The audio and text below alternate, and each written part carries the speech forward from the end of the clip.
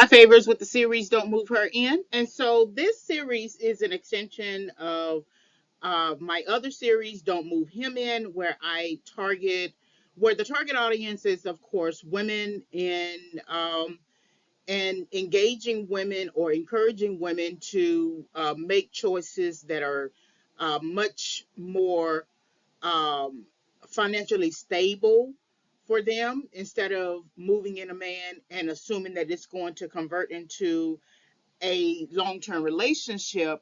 Really look at the situation for what it actually is and make appropriate decisions. They can be, again, financial decisions, but also romantic, spiritual, faith based, emotional types of decisions.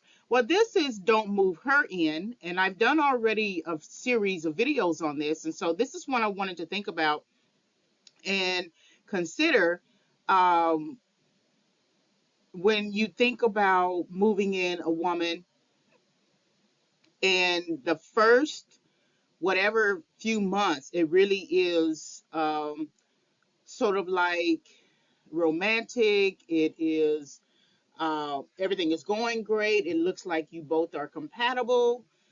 You both speak the same language, especially the sexual language.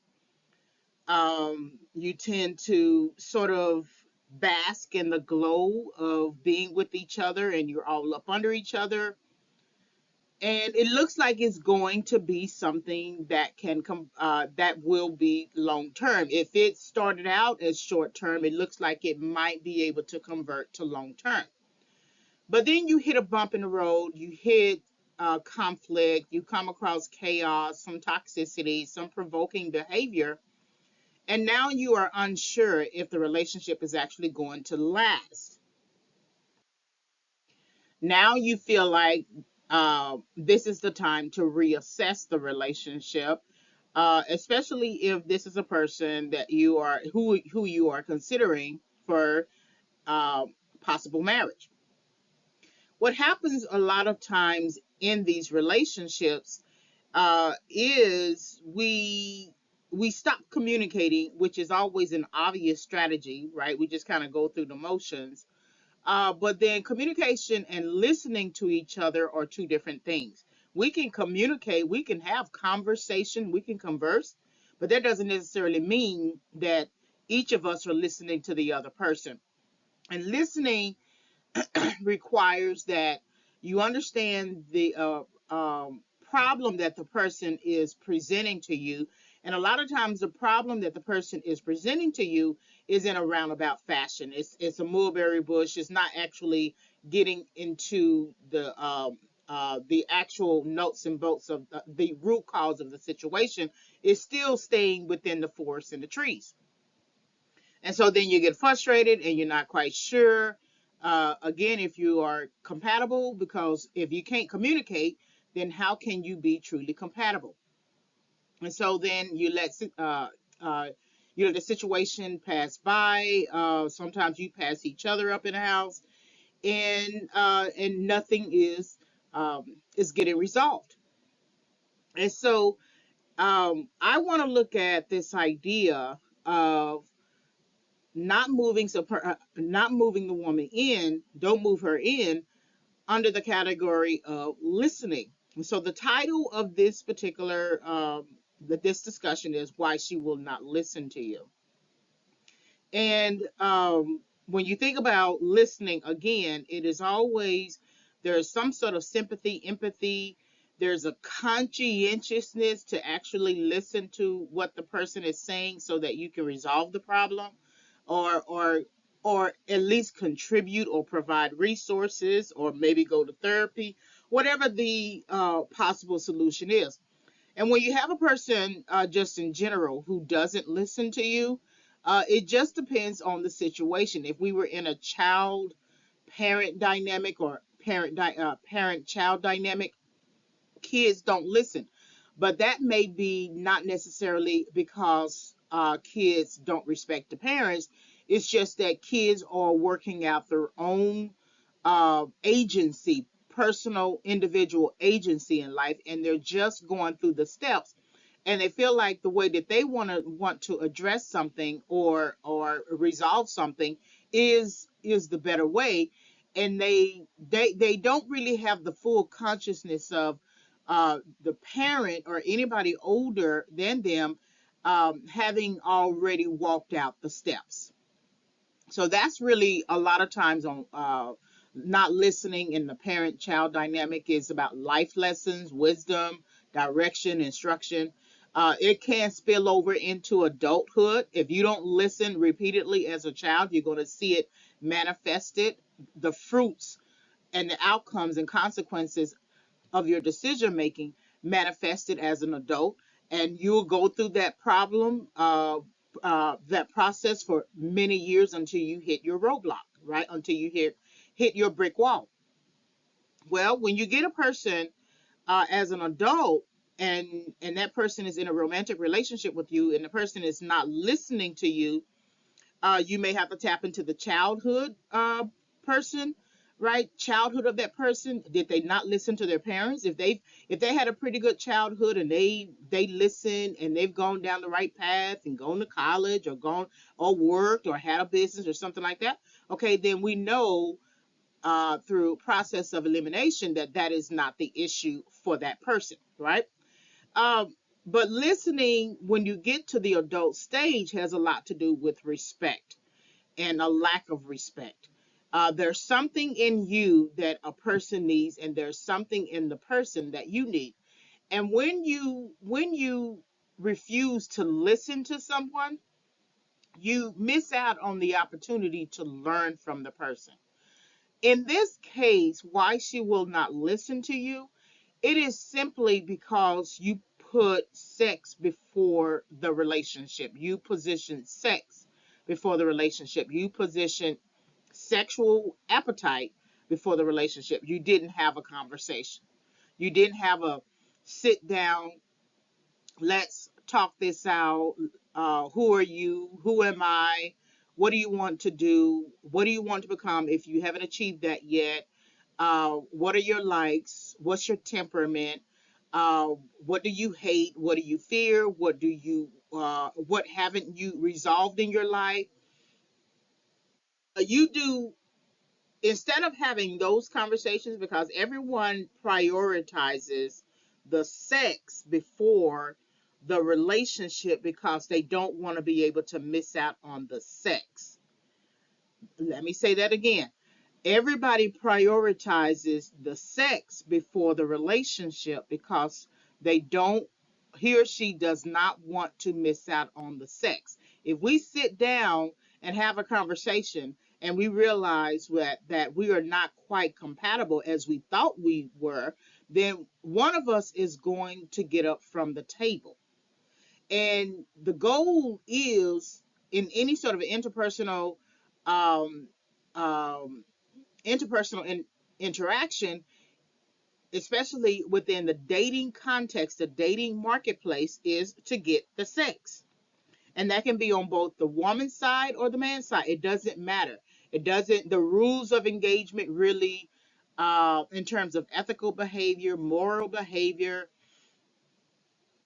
um, any other type of category, uh, do not matter. All that matters is I got dressed up, I washed, I showered, I pulled myself together, I pulled my hair together, I put on some hair, I put on some cologne, I'm walking in heels and I'm going to a bar.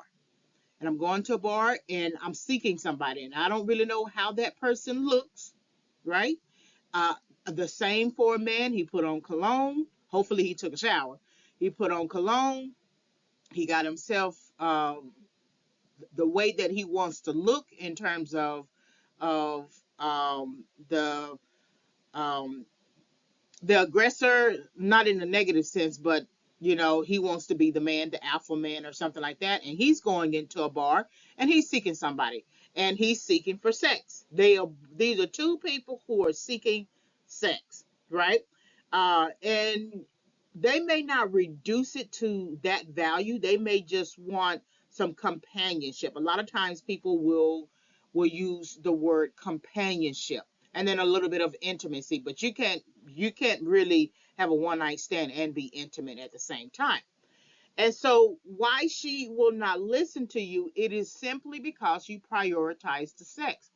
And if you engaged each other sexually, those first 2 or 3 months, you're going at it. There is no need to talk. You're going at it. You feel good. He feels good.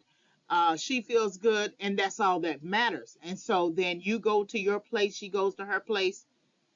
And then you come back together. You have sex. You eat some food. And you have sex again. And it's just on a wash, rinse, and repeat. And so that is the strategy for the beginning of the relationship. But then you wake up one day next to each other because somehow you have now moved in with each other, and you wake up next to each other and you're trying to figure out who this person is. I don't know who this person is.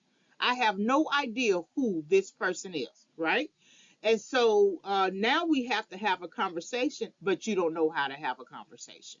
You don't know how to talk to the person outside of the bedroom, out of the bed, out of the sheets. You've never sat down with two coffees and actually had a true conversation, not one to figure out what she's up to, what she's thinking, or what he's up to, what he's thinking, and if he's going to pay and if she's going to pay. And then eventually you take it to home, to the motel or to the house, and you do what you do. So when you are moving her in, um, and she's not listening to you, it's because you prioritize sex and because she doesn't know you and you don't know her. And even if there is a possibility or potential for this relationship to convert to something long term, until you begin to address the idea that you put the cart before the horse. That's essentially what it is. You put the cart before the horse. Until you can address that, you will always run into problems, because the first thing that you're going to do when you run into problems that you can't solve and you don't have any awareness of and you don't have the strategy for, is you're going to jump back into bed with each other, because that's what you know, and you do what you know. And a lot of times you bring those strategies from previous relationships that have failed. Those relationships have failed, into a new relationship,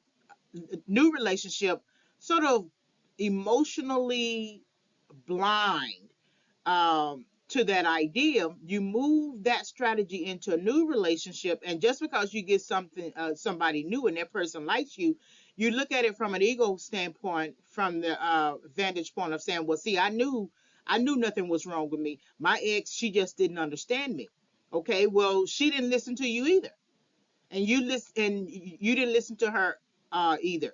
And so now you both are disconnected from each other. But while you in this new relationship and things are not going well for you, you somehow return to the past relationship, the previous relationship, and you have sex. You have sex. But you didn't talk in that relationship. You didn't talk in this relationship.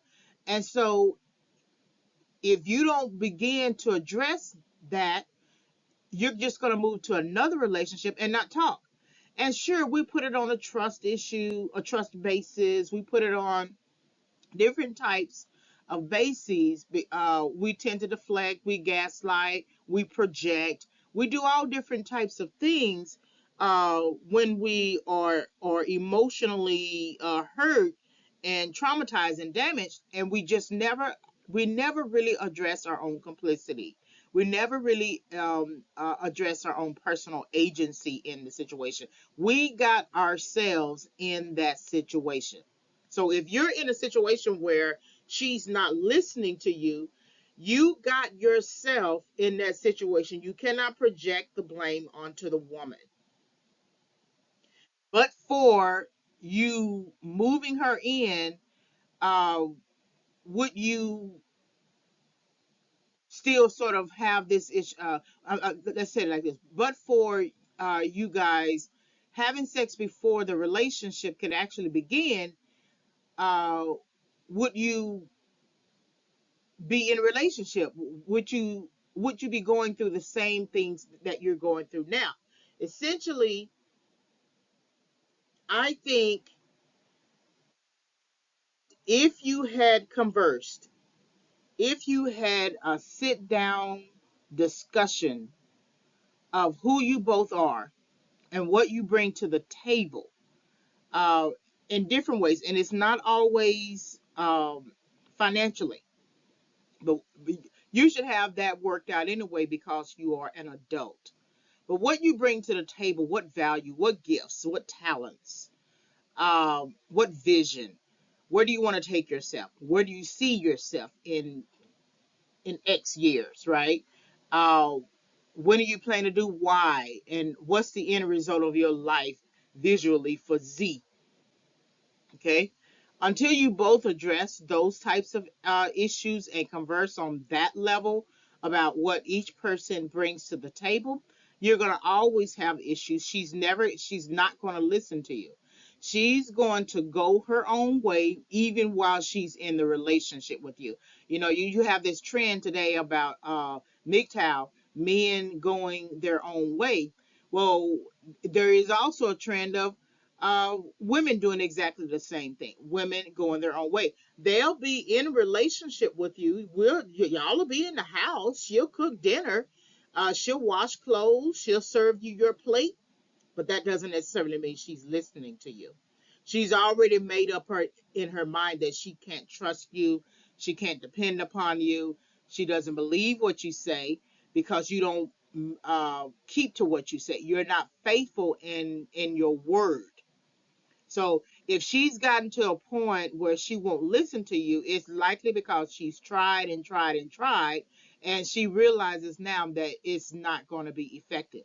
If she starts out not listening to you from the beginning of the relationship, okay, then she's a rebellious spirit, and you can trace her rebellion back to her childhood when her mother would tell her to do something, or her father would tell her to do something, and she didn't do it. Then she moved that strategy to school, and she's fighting in school. And she doesn't always have to have some sort of trauma situation that happened to her. Rebellion can happen in a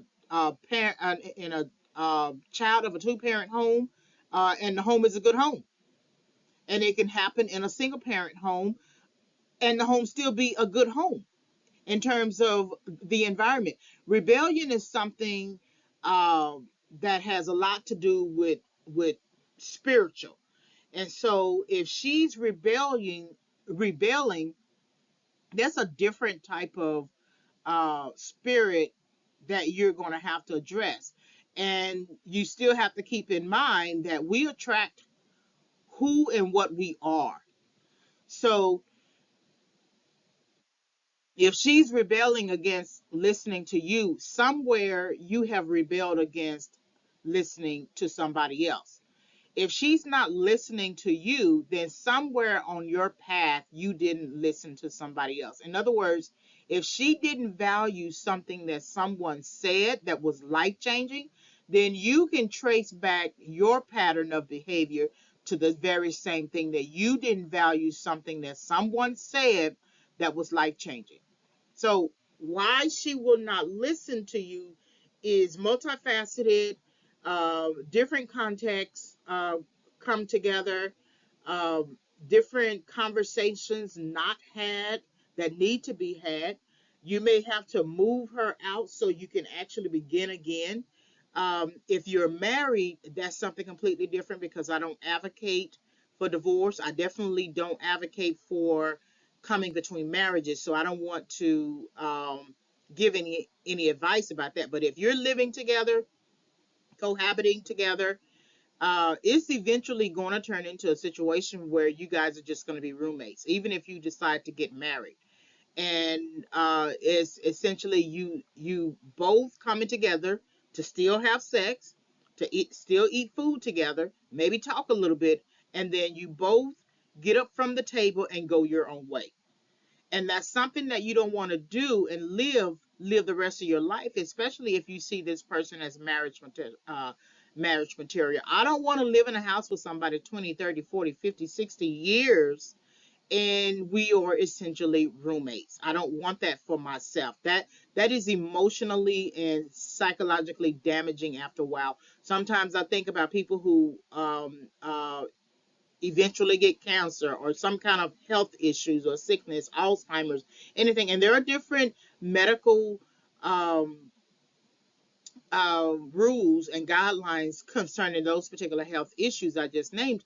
But I wonder sometimes when you put up with something that you started putting up with, like the man decided to cheat or the woman is cheating, or there's alcoholism or addiction or something like that. You put up with that. You started to put up with it in your 20s. Now you're in your 40s and 50s, and now look at your health. I guarantee you, you are not fancy free, footloose and fancy free. You are struggling with something. It can be your mind, it can be your body, your heart, your finances. You guys can never keep money, right? You can never do the things that you really want to do. And so that is something that I want you to think about when you are moving her in, why she will not listen to you. Because if she's not listening to you, while you are together in the house, she was not listening to you before you moved her into the house. It just looked a lot differently. She might have rolled her eyes. She might have threw up the hand. She might have walked off. She might not have called you. You guys got into an argument, and then you turned around and had sex. And the sex is what she's willing to give you, but she's not willing to listen to you. So this is don't move her in, why she will not listen to you. Visit reginawhitefavors.com for tips and resources and videos. And then you can also visit my online store, reginawhitefavorsauthor.com. Thank you very much for listening.